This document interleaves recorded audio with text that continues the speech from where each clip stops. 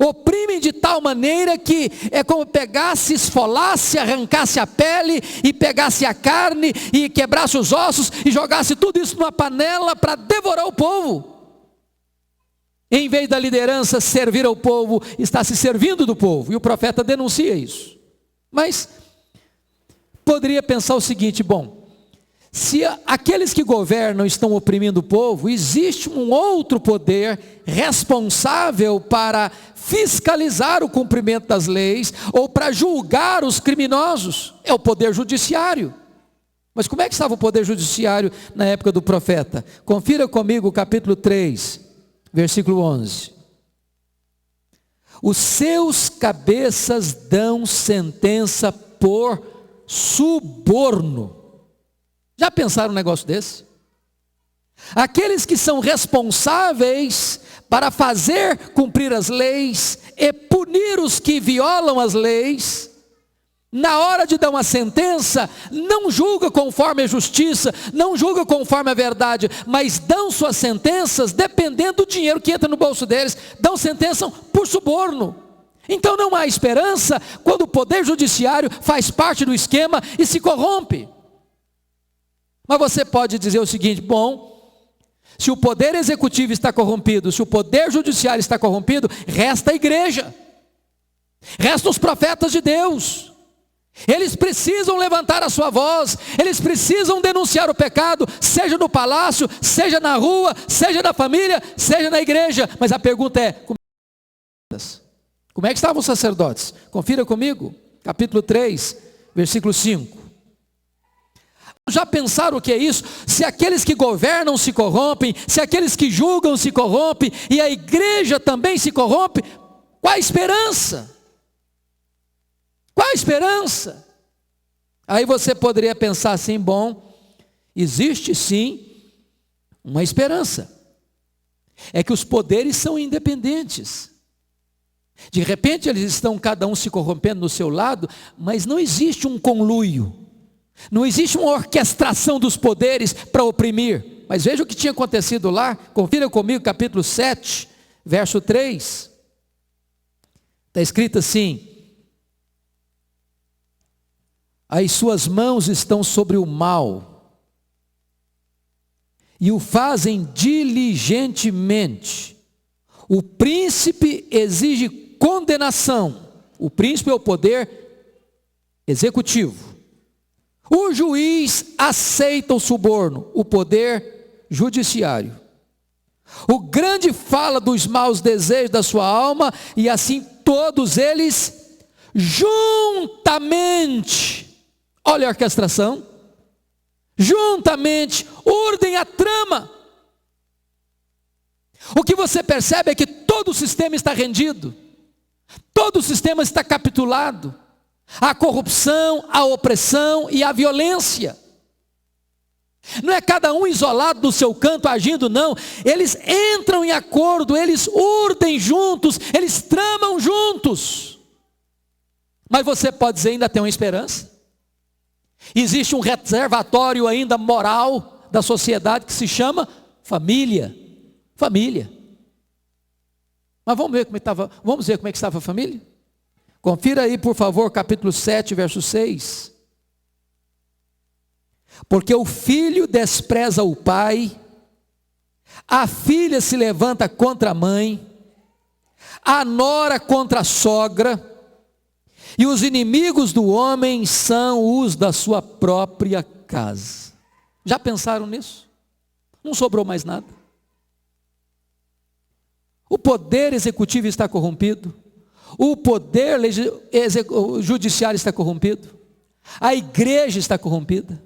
A família está corrompida. Aí o profeta como que tem um sentimento de angústia.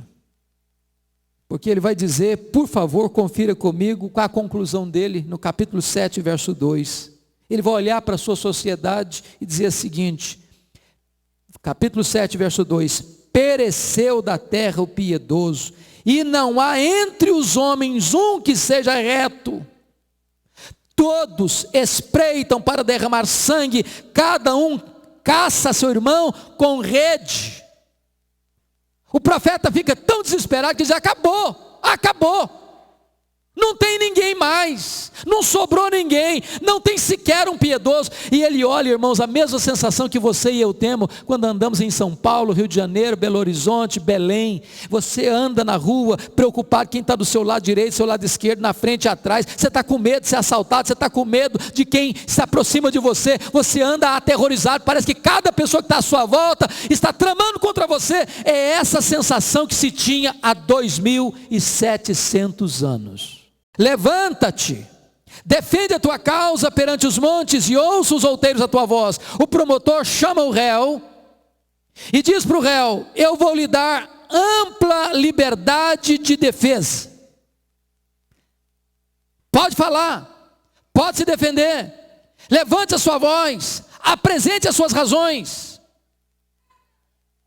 E agora, em segundo lugar, o júri recebe a instrução no verso 2, confira aí: ouvi, montes, a controvérsia do Senhor, e vós, duráveis fundamentos da terra, porque o Senhor tem controvérsia com o seu povo e com Israel entrará em juízo. Note vocês que numa linguagem figurada, o profeta chama os montes, os outeiros, como testemunhas, para se assentar na cadeira do júri, para olhar para os crimes do seu povo e ser testemunha, porque Deus está entrando em juízo contra o seu próprio povo.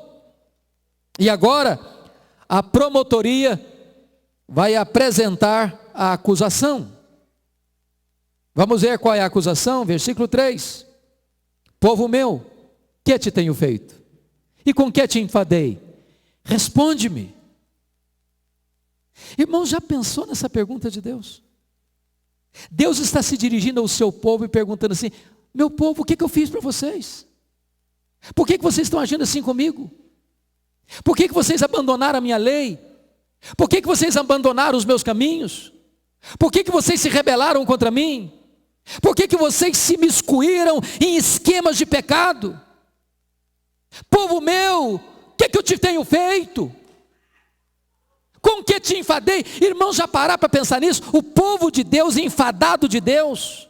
As coisas de Deus não empolgam o coração, as coisas de Deus não trazem brilho aos olhos, as coisas de Deus não aquecem a alma. O povo de Deus está enfadado de Deus, cansado de Deus. Estar na presença de Deus é um cansaço, estar na casa de Deus é uma fadiga, participar do culto é alguma coisa que não me dá deleite e prazer. O povo de Deus cansado de Deus.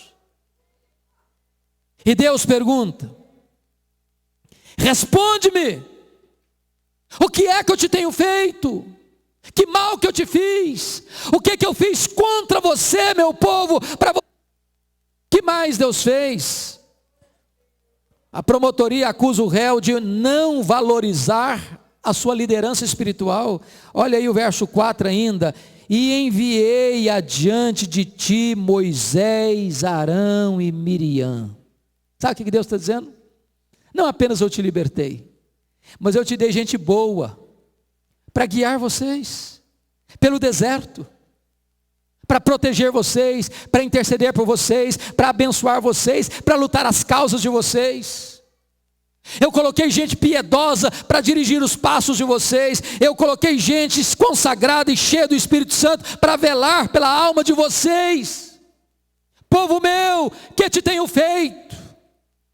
Terceiro lugar, a promotoria acusa o réu de não valorizar as bênçãos de Deus. Olha o verso 5, irmãos. Povo meu, lembra-te agora do que maquinou Balaque, rei de Moabe, do que lhe respondeu Balaão, filho de Beor. Preste bem atenção nessa expressão. Povo meu, lembra-te agora. Sabe por que o profeta diz isso? Porque você e eu não somos diferentes daqueles israelitas. Nós temos uma tendência muito grande de nos esquecermos dos feitos de Deus na nossa vida. Nós temos memória curta. Nós sofremos de amnésia espiritual. Nós nos esquecemos de quão bom Deus é, quão generoso Ele é. E aí o que acontece? Balaão foi contratado por Balaque para amaldiçoar o povo. E Deus impede que Balaão amaldiçoasse o povo. E Deus transforma a maldição em bênção. Sabe o que Deus está dizendo? Povo meu, eu tenho te abençoado. Povo meu, quando as pessoas querem te perseguir, eu transformo essa perseguição em bênção para a sua vida. Quando as pessoas falam mal de você, eu reverto isso em benefício para a sua vida. É isso, povo meu, que eu te tenho feito. Quarto lugar, a promotoria acusa o réu de não valorizar a providência de Deus. Olha ainda o verso 5, preste atenção aí. E ele diz assim: e do que aconteceu desde Sitim até Gilgal, para que conheça os atos de justiça do Senhor. Bom, mas o que tem a ver Sitim e Gilgal? O que é isso? O que significa esses dois pontos geográficos do mapa de Israel? O que é Sitim? O que é Gilgal? E você percebe comigo que o povo então, no banco dos réus, começa a pensar assim: bom, então o que é que Deus está querendo? De repente Deus está querendo culto. De repente Deus vai se agradar de culto. E aí eles conversam no verso 6 assim: com que me apresentarei ao Senhor e me inclinarei ante o Deus excelso? Virei perante ele com holocaustos, com bezerros de um ano? E eu pergunto a você, qual o problema nisso? Qual o problema nisso de holocausto? Qual o problema nisso de bezerro de um ano? Foi Deus quem exigiu isso, foi Deus quem pediu isso. Mas então qual o problema? O problema, irmãos, é que eles estavam fazendo isso tentando esconder os seus pecados debaixo do verniz de uma religião sem vida. Sabe o que o profeta está denunciando aqui? Que o culto que eu e você prestamos na casa de Deus não é aceito por Deus. Se o que eu e você fazemos de segunda a sábado, lá em casa, lá no trabalho, é completamente diferente daquilo que nós fazemos aqui dentro do templo.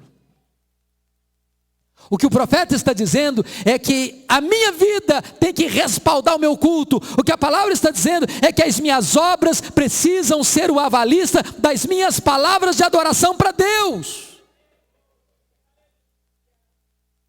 Mas aí eles pensaram assim: bom, quem sabe então Deus se com a grande quantidade de oferta. Vamos fazer coisa grande, vamos fazer coisa volumosa, vamos fazer coisa extraordinária para Deus. Olha aí comigo o verso de número 7. Agradar-se ao Senhor de milhares de carneiros, de 10.000 ribeiros de azeite. Vão trazer muita coisa, vão trazer então muitos carneiros, vão encher esse negócio aqui de azeite, vão fazer coisa para impressionar. Quem sabe Deus se agrade. E eu quero dizer para você que o que impressiona os homens não impressiona Deus. Aquilo que é grande aos olhos dos homens pode ser desprezível aos olhos de Deus, porque Deus não vê a aparência, Deus vê o coração. Deus está procurando a verdade no íntimo. Aí eles argumentaram em terceiro lugar assim: bom, quem sabe nós vamos fazer o seguinte, vamos imitar os pagãos, vamos ao extremo, vamos oferecer os nossos filhos como sacrifício, em altares pagãos, como os pagãos faziam. Essa semana eu escutei de um candidato a governador que se reelegeu num dos estados. Olha que coisa magnífica, irmãos. Preste bem atenção nisso. A igreja evangélica brasileira hoje, infelizmente, está sendo mais conhecida na mídia pelos seus escândalos do que pela sua piedade. Líderes religiosos, como o pastor disse agora há pouco, que têm seu próprio interesse, que se abastecem, que constroem um império econômico, é que usam de todos os expedientes escusos e estranhos à palavra de Deus para se engrandecerem. E o que Deus está dizendo, que o que Ele quer é que o seu povo pratique a justiça, é que o seu povo seja íntegro, que o seu povo seja verdadeiro, que o seu povo não se imiscua e se misture com práticas de pecado que o próprio Deus condena. Deus estabelece que Ele quer é a prática da justiça, lá dentro da sua casa, lá no seu trabalho, lá na sua empresa, lá nos seus negócios, lá nos seus estudos, lá nos seus relacionamentos. Deus é o Deus não apenas de dentro de um templo religioso, Deus é o Deus de 24 horas do seu dia. Segundo lugar, o que é que Deus exige? Versículo 8, o profeta ainda diz assim: e que ames a misericórdia. E você percebe que a misericórdia não pode ser apenas praticada, a misericórdia precisa ser amada. E misericórdia é mais do que justiça, porque justiça é dar ao outro o que a lei exige, misericórdia é dar ao outro o que o amor requer. E o texto termina assim: o que é que Deus pede de ti? Que tu andes humildemente com o teu Deus. Agora eu chamo a sua atenção para um ponto importante aqui. Você sabe que quando Moisés desceu do Monte Sinai com os 10 mandamentos, com a lei de Deus, ele tinha nas mãos 2 tábuas de pedra. A primeira tábua da lei tinha os primeiros 4 mandamentos. E esses primeiros 4 mandamentos tinham a ver com o nosso relacionamento com Deus. Não terás outros deuses próximo. Pois bem, já que a instrução foi dada, agora o julgamento é concluído. E eu convido você para olhar comigo como é que foi esse julgamento. Primeiro, o juiz ordena que o réu ouça a sua sentença. Olha o verso 9. A voz do Senhor clama à cidade, é verdadeira sabedoria temer-lhe o nome. Ouvi, ó tribos, aquele que a cita. A palavra citar é uma palavra jurídica, não é isso mesmo? Uma palavra do direito. É como se o juiz estivesse mandando o réu se levantar para escutar a sentença dele. Quando o réu se levanta, o juiz vai mostrar para o réu os dispositivos que o réu infringiu na lei. Quais foram os crimes? Primeiro crime denunciado: riquezas mal adquiridas. Olha comigo o verso de número 10. Ainda há na casa do ímpio os tesouros da impiedade, e o detestável é faminguado. Sabe o que Deus está dizendo aqui?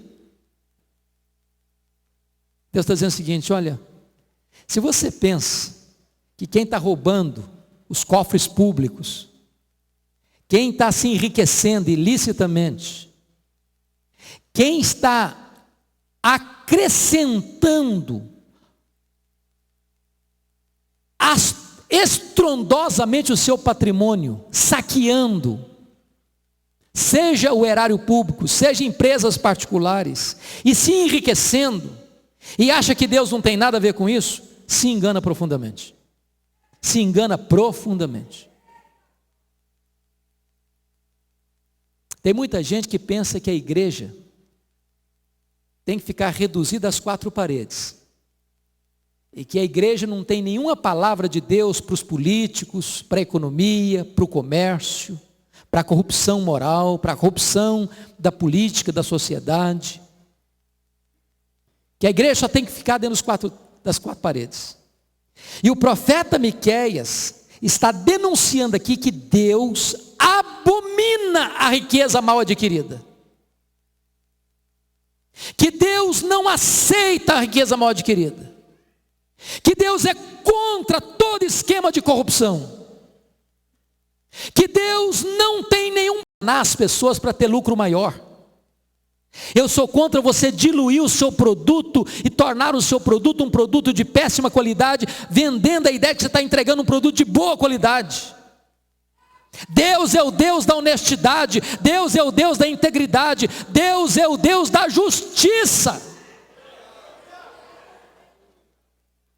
Terceiro,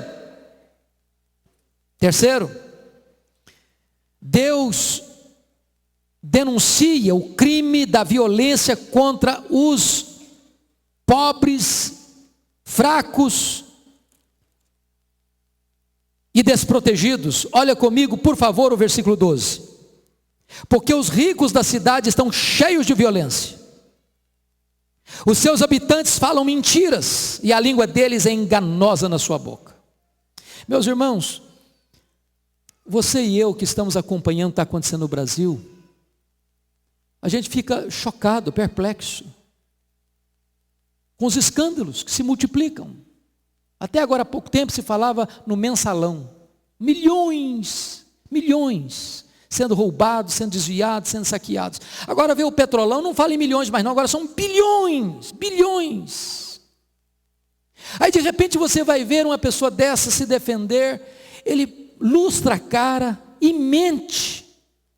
Dá até vontade de você condecorar essa pessoa como a pessoa mais honesta do mundo. E Deus está dizendo o seguinte: eu sou contra isso. Eu sou contra isso. As pessoas podem escapar dos tribunais da terra, mas jamais escaparão do tribunal de Deus, a não ser que se arrependam, a não ser que se humilhem debaixo da poderosa mão de Deus. Por isso, irmãos, agora o juiz vai dar a sentença, vai aplicar a sentença. E qual é a sentença? Primeira sentença, confira aí comigo. O réu colherá, olha comigo, versículo 13. Assim também passarei eu a ferir-te, e te deixarei desolada por causa dos teus pecados. Sabe o que Deus está dizendo? De Deus não se zomba, porque o que o homem semear, isso ele ceifará. Ele vai colher exatamente o que plantou. Ele vai ver caindo na cabeça dele exatamente aquilo que ele arquitetou para o seu próximo. Ele vai cair na cova que ele mesmo cavou. Deus é Deus de justiça, e com Deus não se brinca. Segunda sentença: o réu experimentará uma insatisfação crônica. Confira comigo o verso 14. Comerás e não te fartarás, a fome estará nas tuas entranhas, removerás os teus bens, mas não os livrarás, e aquilo que livrares eu entregarei à espada. Sabe o que Deus está dizendo aqui? Não é o seguinte, que você come e a fome não passa, não é isso não. Olha aí o versículo 14, parte B. Removerás os teus bens. E aqui a gente podia dizer para as contas, nas ilhas, nos paraísos fiscais, nos bancos da Suíça, em outros mecanismos de evasão de divisas. Porém, removerás os teus bens, mas não os livrarás. E aquilo que livrares, eu o entregarei à espada. Meus irmãos,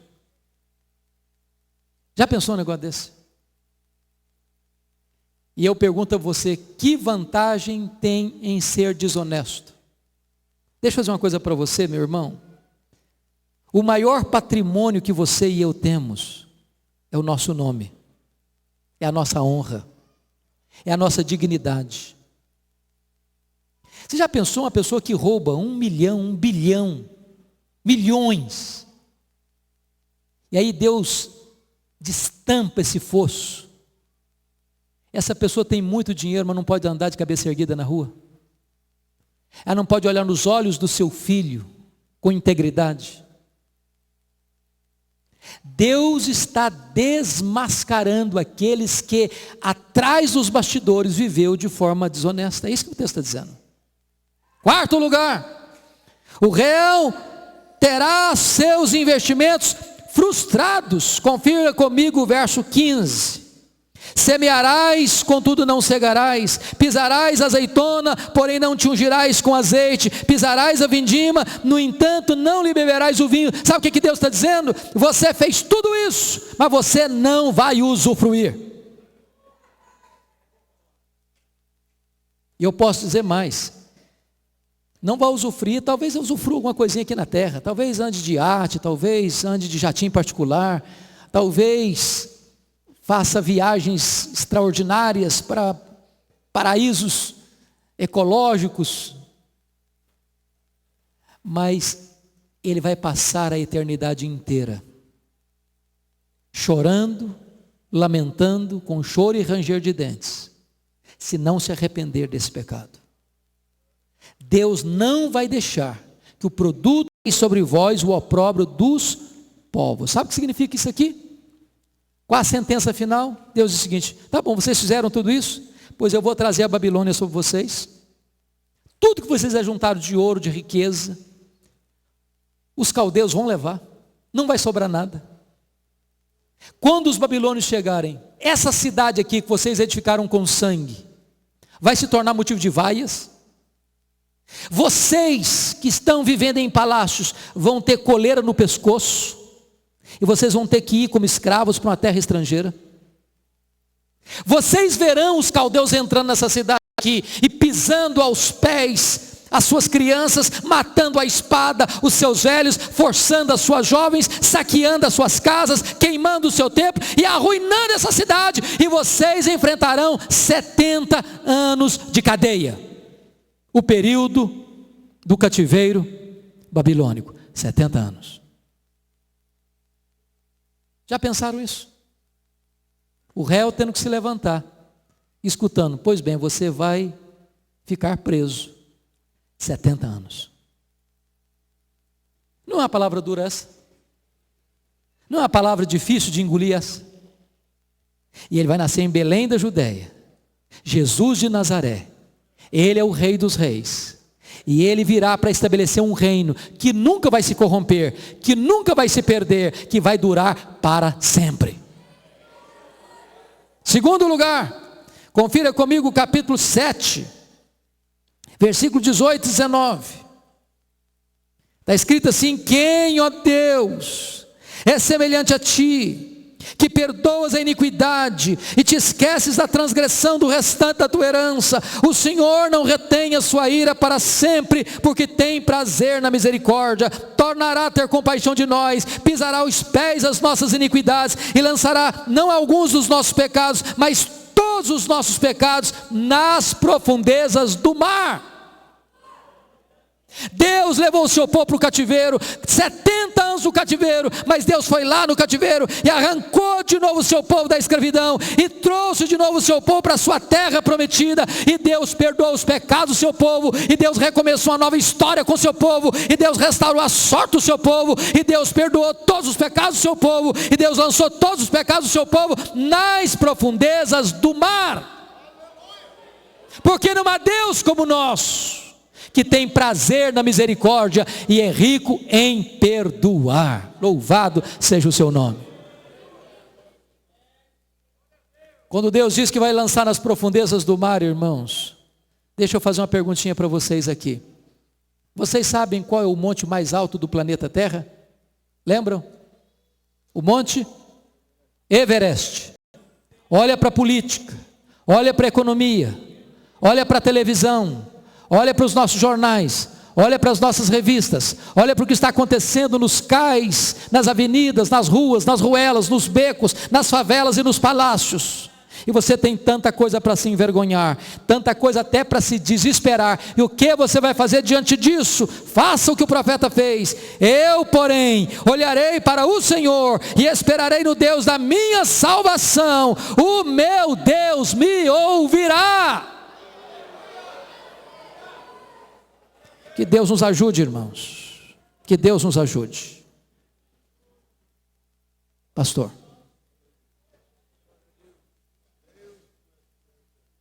Não precisava ser tão. Graças a Deus. Eu disse que o importante é o crente entender e valorizar não aquilo que ele quer ouvir, mas aquilo que ele precisa ouvir. Eu tenho que abrir meu coração. Eu venho me enojando dia a dia com o que eu tenho ouvido, e tenho até procurado evitar os noticiários. Tão grandes são os desmandos, tão grandes são as falcatruas, as desonestidades. Mas quando nós ouvimos uma palavra dessa, ainda é possível pertencer a um reino santo, ainda é possível escapar por nossa vida, nos guardando nossos corações ao Senhor e unicamente ao Senhor. O salmista Eu acredito que ele estava nesta crise, quando ele contemplava o momento do ímpio, né? Acho que era isso que ele estava vivendo, pastor Hernandes. Ele olhava e via o ímpio com a mesa farta, ele olhava e via a casa do ímpio bem edificada, ele olhava e via o gado do ímpio parecendo de melhor qualidade. E ele começa até no seu coração questionar: será que compensa? Será que compensa? Será que compensa? E num determinado, eu confio um pouquinho mais no meu Deus e sei que todas as coisas estão no controle do nosso Deus. Nada está fora do controle de Deus. Quando disserem a paz e segurança, quando disserem aqui ninguém vai nos alcançar, quando dizer olha ninguém não vai nos ver, haverá uma repentina destruição.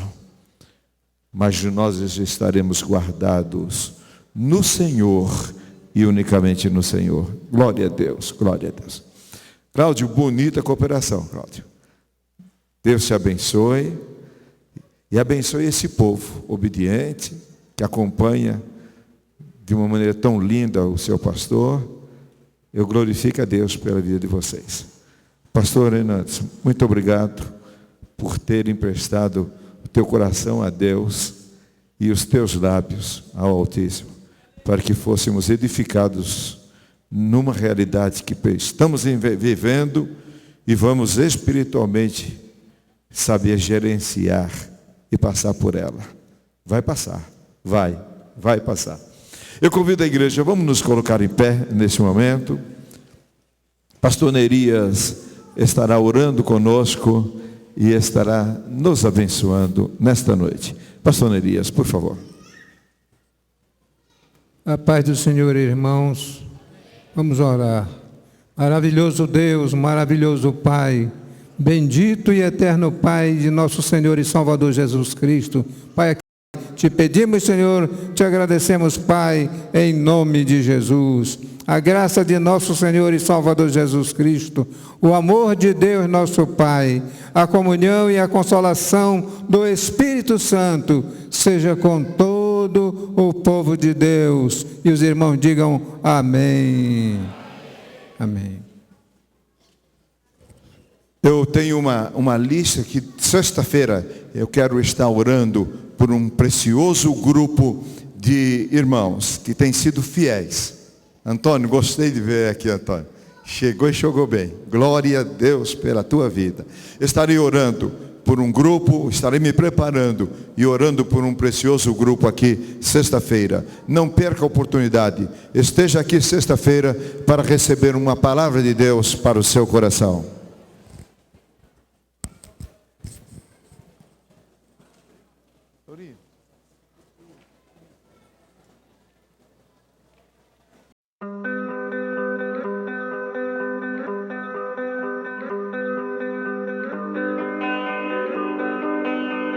Não há como negar os esforços para erguer um novo Haiti. A reconstrução do país, devastado pelo terremoto de 2010, é tangível na capital Porto Príncipe. Ruas ganharam asfalto, novas escolas abriram suas portas e residências passaram a ocupar o espaço onde antes estavam 10 milhões de metros cúbicos de escombros, uma quantidade suficiente para encher 4.000 piscinas olímpicas. At the time of the earthquake, which took place on the 12th of January in 2010, the mission was increased and the capacity of the mission was increased given the extent of the devastation in Haiti and given the effect that this devastation had on not only the capacity of the government to respond to it, but the capacity of all of the institutions was severely tested. 1/3 of the public servants, for instance, who serving the government had died, and there was, as is to be expected and as has been seen, there was a great deal of pressure put on services such as the health services.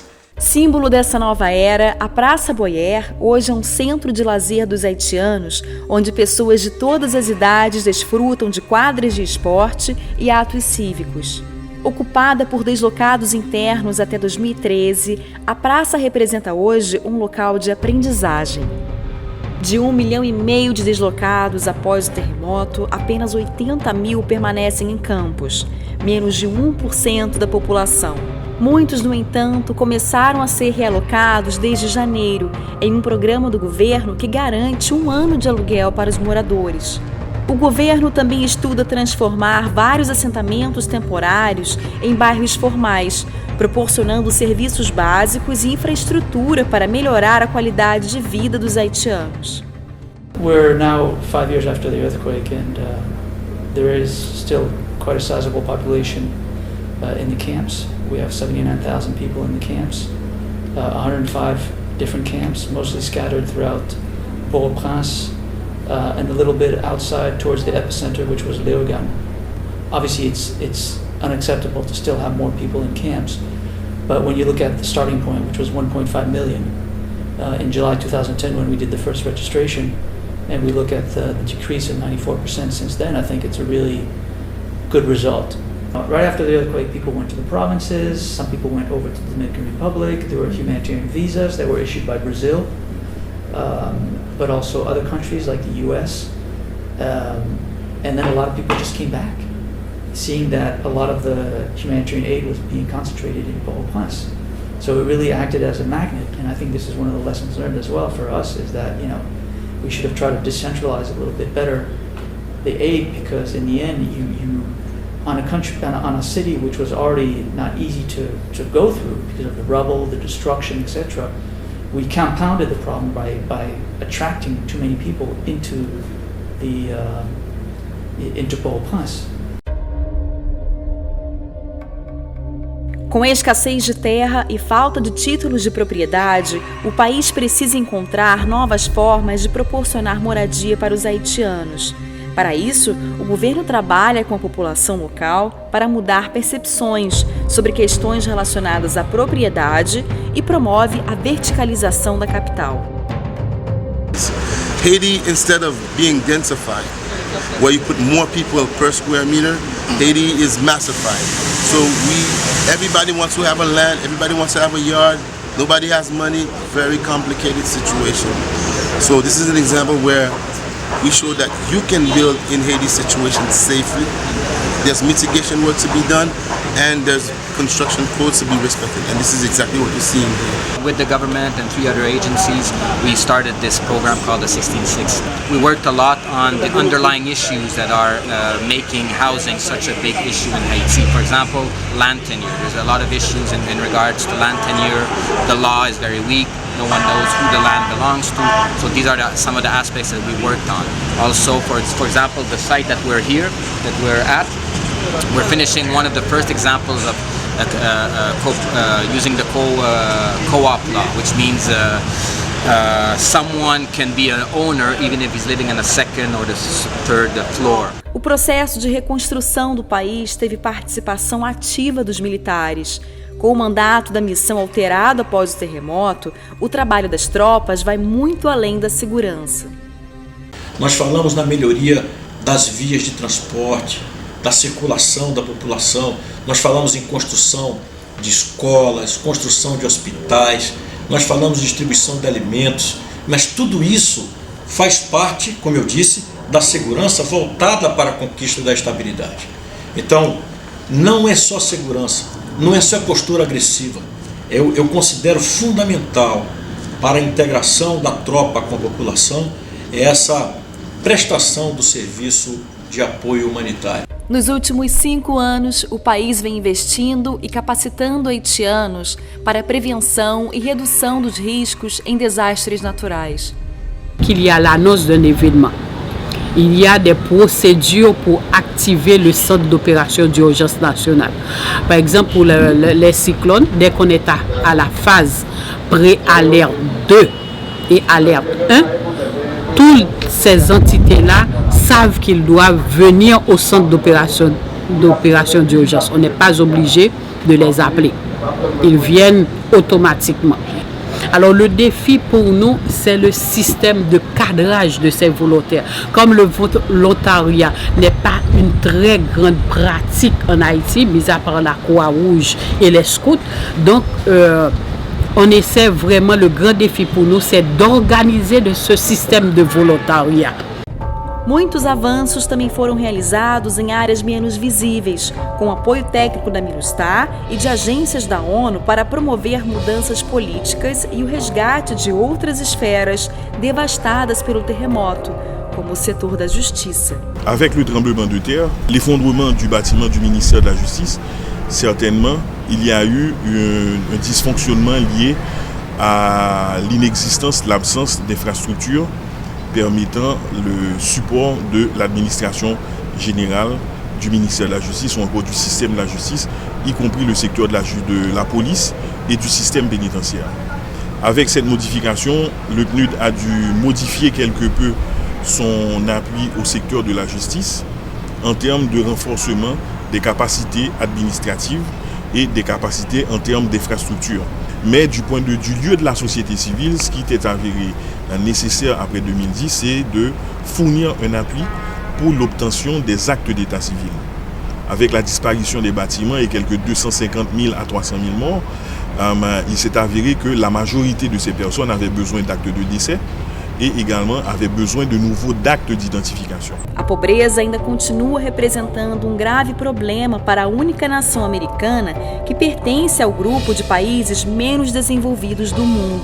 Uma vez finalizada a reconstrução física, a prioridade passa a ser criar capacidades e trabalhos decentes e inclusivos. A few of the results that we did support specifically related to the post-earthquake period. So we assisted in the removal of a little over 1 million cubic meters of rubble and debris.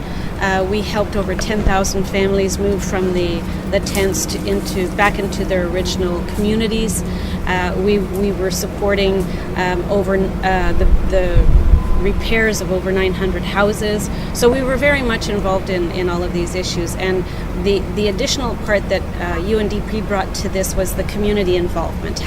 We worked with communities in the 9 different communities that we worked in.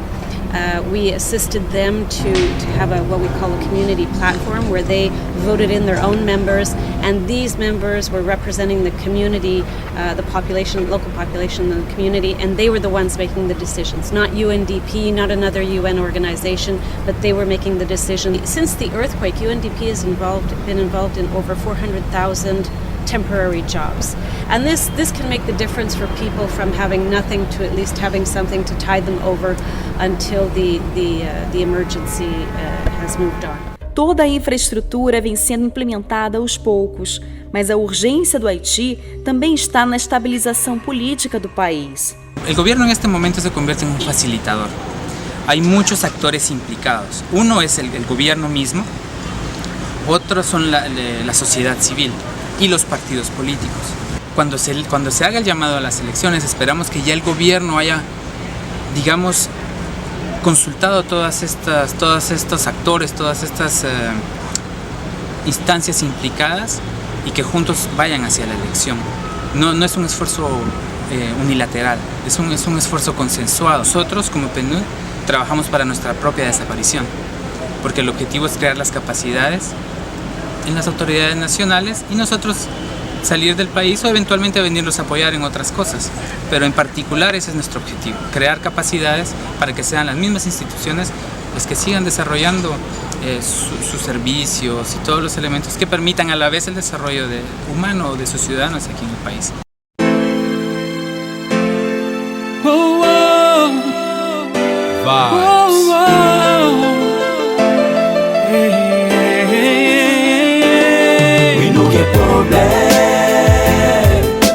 C'est seulement à tête yo. Nous gagnons rêve pour quartier nous. À tête ensemble n'arrive faire.